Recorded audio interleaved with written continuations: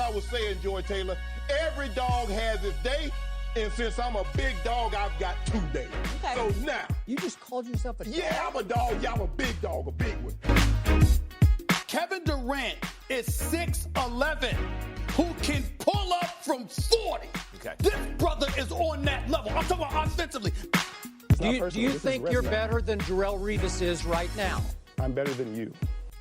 Welcome to another episode of the Lowdown Podcast. I'm your host, Mark Brown, as always, and I have another guest on the show, and this time it's featuring a former professional wrestler. His name is Troy McClain. He wrestled for the NXT and the WWE. Now he covers WWE and the XFL. He has his own podcast on Spotify and other streaming platforms called X and Gold. Check that out. And his Twitter handle is at Troy McClain WWE, so check that out as well. So I have Troy on here breaking down the XFL, what you need to know, and what our predictions are for all 8 teams, and what the outcome is, and then how effective it'll be for the next 10 weeks. So check out my interview with Troy right about now. All right, we're in the phone lines, ladies and gentlemen. Another special guest on the show. We have Troy McClain. He calls himself Han Solo on Twitter. You can check him out on his Twitter account. It's called at Troy McClain, MCCLAIN WWE. So Troy McClain WWE. So he calls himself Han Solo. So he's pretty much the Han Solo of sports media. So how about that? I'll take it. Yeah. So I just wanted to say welcome to the show. Thank you for having me. I appreciate it. Oh, anytime.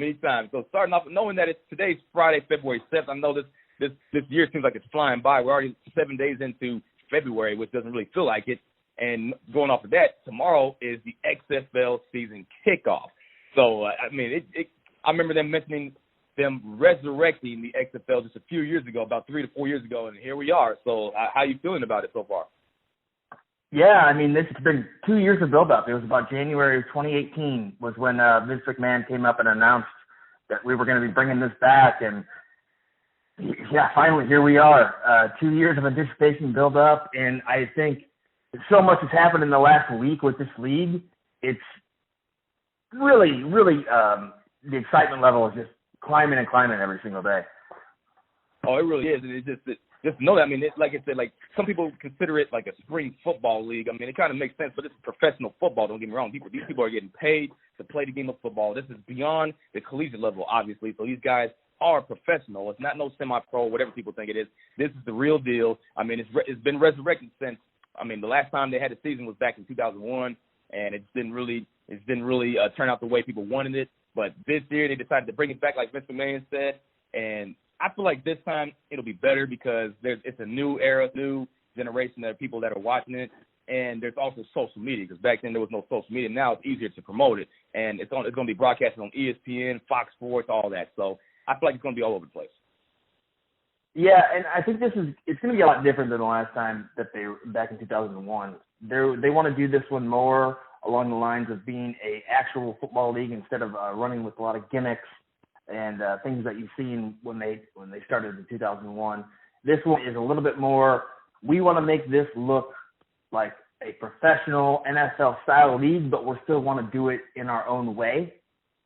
So they're getting rid of that image from 2001. They're bringing in a whole new perspective on how they're doing this one. You're going to see a lot more things you used to see on Sundays this past year, sorry. You're going to have the ESPN, ABC, NFL crews doing the broadcast. You're going to see it all over sports broadcasting. It's going to be a lot more professional. It's going to look like it's going to have a little bit of that NFL feel to it, but still with that XFL flair that they want to have. Exactly. So how do you think the season kickoff will turn out tomorrow? Because there's games tomorrow and on Sunday. So how are you feeling about both games being on both Saturday and Sunday?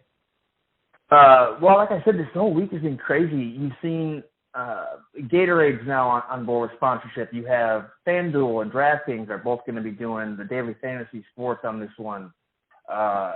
All sorts of sponsorships for teams that have been coming up. I think Seattle has already reported that they are sold out at their games, and I think I don't even know if they have any season tickets left to buy because they were really close about a week or so ago. So I think, and after the ads during the Super Bowl that we've seen a week ago, everything is really coming together nicely, and I think it's going to be a great turnout. The only thing we've left to see for it now is how this is going to look on the field because there's still a lot of question marks there because we haven't really seen anything yet unless you were able to find those preseason games that they played down in Houston. So only thing left to do now is put it on the field and see what kind of product we have. But I do think they've got a lot of great talent, a lot of great guys, names people will recognize, and I think give us some competitive games, and I think the sky's the limit right now. Oh, it really is. I mean, there's some familiar faces that we'll be seeing out there, like, for example, like Landry Jones, and there's Cardell Jones, plenty of players that actually had some experience in the NFL that are playing in the XFL. And then they also had the draft, just not too long ago, and we drafted out some collegiate athletes that are coming in. So this would be very interesting, especially when it comes to the Renegades, because to see Bob Stoops come out of retirement and start coaching again, that's a sight to see. Oh, I think that's absolutely huge for them to get Bob to come out of retirement. That's a big name, and oddly enough, they're having him coach in Texas, which is mind blowing within itself. But then you pair him with his old quarterback at Landry Jones, and I think that's going to be an exciting team to watch, and I think that's why they're the favorite in a lot of people's books right now. And if you go to the XFL website, I know they have all the teams revealed, and then apparently there's supposed to be there's a rumor saying that there's supposed to be a Team 9, and this article is actually called XFL Unveils Team 9. So I'm trying to figure out when that will actually happen, because right now there's only 8 teams, which is I already have this from the top of my head, there's Dallas, Houston, I know LA has a team, New York, St. Louis, Seattle, Tampa Bay, and D.C., if I'm not wrong. So right now, Team 9 is sort of a feeder team for the rosters during the season.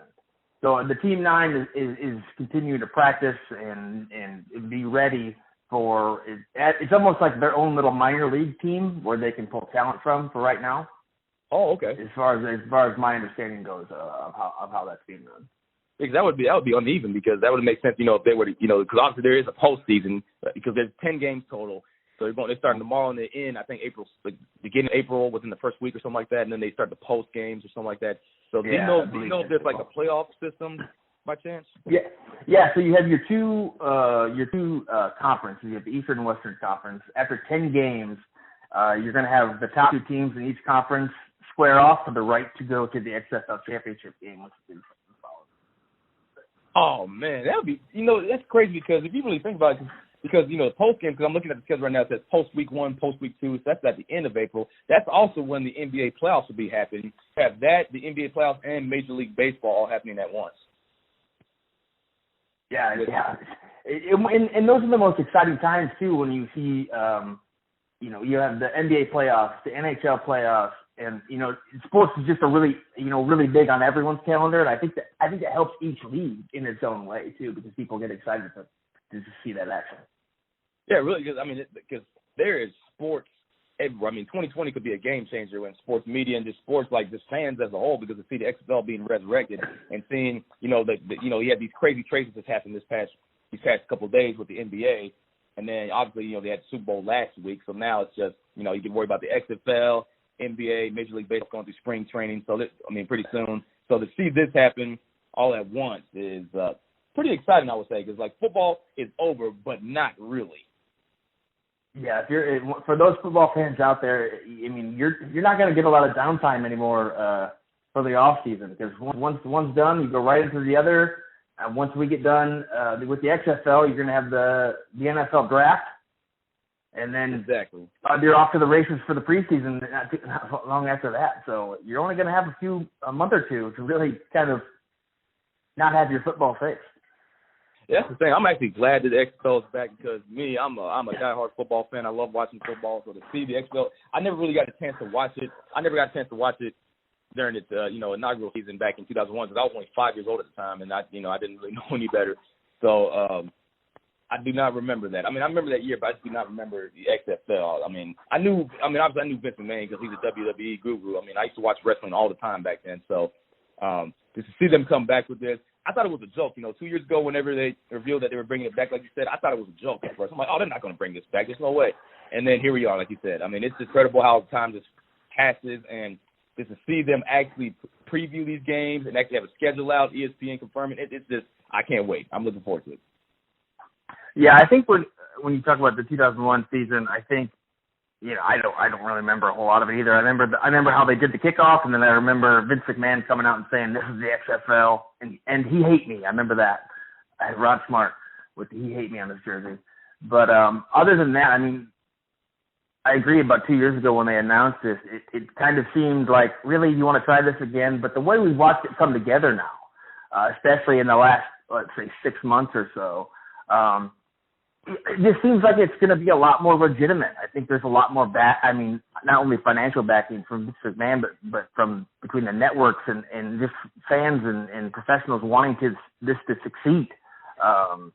I'm excited to see guys like Pat McAfee call these games. I love watching him on ESPN, and he's going to be guys on the sideline for all of these games. Dan Orlovsky and Booker McFarland are going to be calling the games. It just seems like it's going to be – it's a little bit more real to me that this is going to have a legitimate chance to succeed as opposed to what we've seen 19 years ago. Exactly. So where do you think the XFL will go? Do you think, for example, because during the inaugural season, it only lasted that one season, that was it, and it just disappeared and people forgot about it. Do you think this time, since they're redeeming themselves, do you think that the XFL can last more than just one season and actually be continuous? I do. I really do. I do think their contract right now with the major networks is supposed to be for 3 years, and obviously all that is depending on what kind of turnout they're going to get, the viewership. But I think it's got a great chance of lasting at least all 3 years. And with the way I think we had a great NFL season right now to lead up to what we're going to see, and I think people are going to appreciate the faster pace. It reminds me a lot it's a little bit bigger version of what the Arena Football League was, and that lasted for a long time. I think it's going to give you more of that exciting gameplay, more fan-friendly football, and I think people are really going to like it. I think the market out there is huge because you're going to get a little bit of draw from the WWE fans just having the name XFL. I think your diehard football fans, do they ever really get enough football? Do they really? So I feel like they're going to come over too. I think it's got a shot to be a legitimate league. Obviously, to contend with the NFL, that'll probably never happen. They own a day of the week. But I do think it has some longevity there. Yeah, you're right, because, the XFL commissioner, Oliver Luck, has been saying, I watched him, he was on Get Up not too long ago on the end. He's been on a bunch of shows. I've noticed that he seems very confident about the XFL success, and he feels like it can really, really push something, it really can push towards something big. Exactly, and I think that was the best hire that they have. I think he's the best guy to lead this going forward. The things he did with the NSL Europe, he was a manager of the Houston Dynamo of Major League Soccer, and that's been a huge growing league as well. I think he's a perfect guy to have in charge and kind of lead them into the future. Yeah, exactly. And then, just looking at it, I just looked at the schedule not too long ago, and I was just thinking that the opening weekend would just have games on. I thought it would be Saturday, particularly Saturday and Sunday, just that weekend alone. But no, looking throughout the schedule, games are going to be Saturday and Sunday the whole season. Yeah, exactly. So you're going to get kind of that. It doesn't seem like we're going to leave football behind with the NCAA and the NFL. You're going to have Saturday and Sunday football for another 10 to 12 weeks. So it's exciting, and then you don't have to. There's no downtime. It just goes straight into a new season. Yeah, it really does. And then, I think that's really smart of them doing that, because it's like combining college football and NFL together, because, obviously we saw college football games on Saturdays and then NFL on Sundays, like traditionally. Now seeing this combined into one, and it'll be two teams playing each other each day. So Saturday you have four teams match up, two teams playing each other, and then Sunday it'll be the same thing. So two different games. So 4 games per weekend, pretty much 4 games every Saturday and Sunday. That's what I meant.